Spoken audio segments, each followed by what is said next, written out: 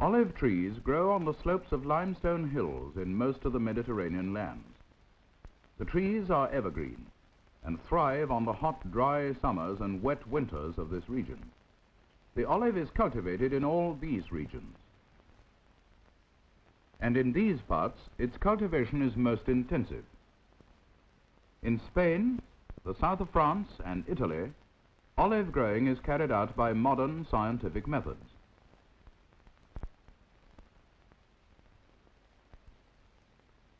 In Cyprus, Greece, and Palestine, the cultivation of olives is fairly well organized and up to date. But at the eastern end of the Mediterranean, beyond Palestine, lie arid regions where the method of cultivation is simple and traditional. In these parts are many Arab communities, whose way of life has changed little over the centuries. In the village of Ain Jara, for instance, the people live largely on the products of these olive trees, which were planted long ago by the Romans. Growth is maintained by grafting shoots onto the original ancient trunks.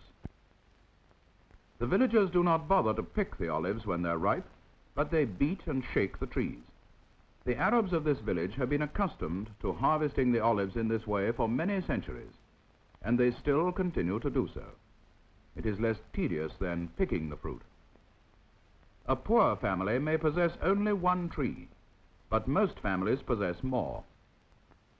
These women have gathered up the olives, which have been shaken from the trees, and are taking them up on the roof of their home, where they will dry in the sun.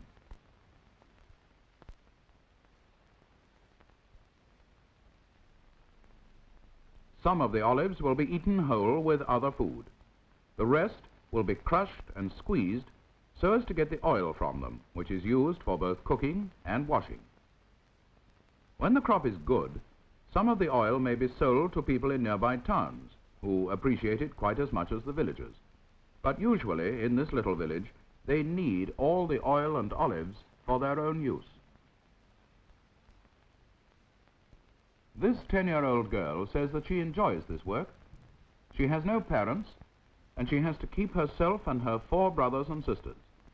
So she gleans all the olives that other people leave lying about under the trees, crushes them, and sells the oil.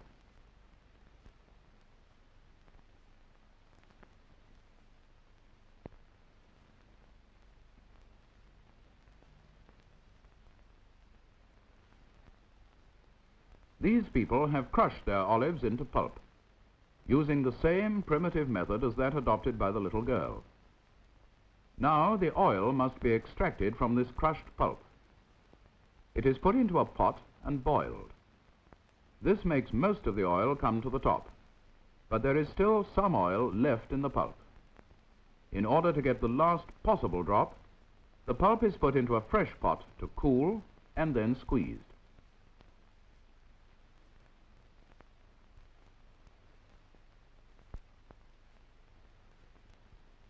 This woman uses a petrol can as a water container. She pours the water on the pulp.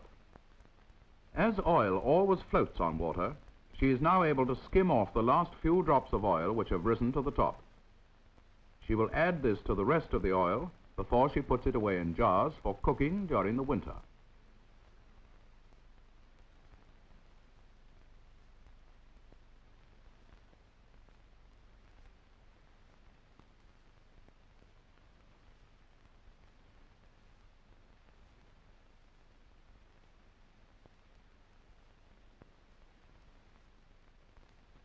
Some of the villagers are better off than others, as they have simple machinery for crushing the olives. This is an easier way of working than that used by the little girl. These men have made the work easier still by using oxen to pull the mill wheel round.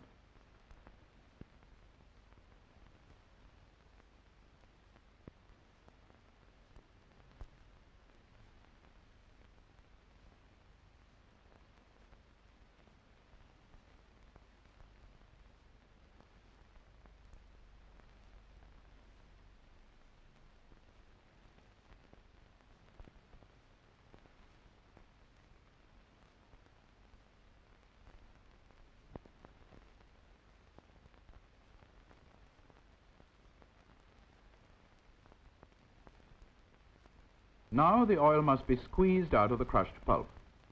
Instead of being boiled and skimmed, as we saw earlier, the pulp is put into rush baskets, ready for the press.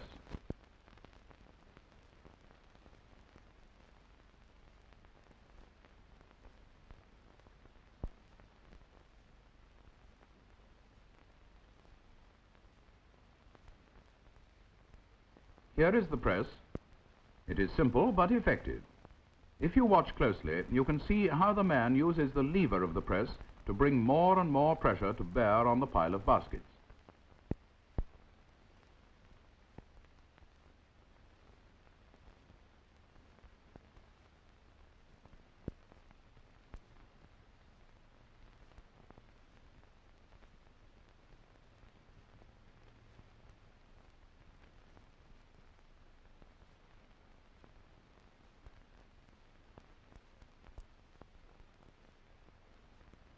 The baskets containing the pulp are soft and yield beneath the pressure, and so the oil is squeezed out.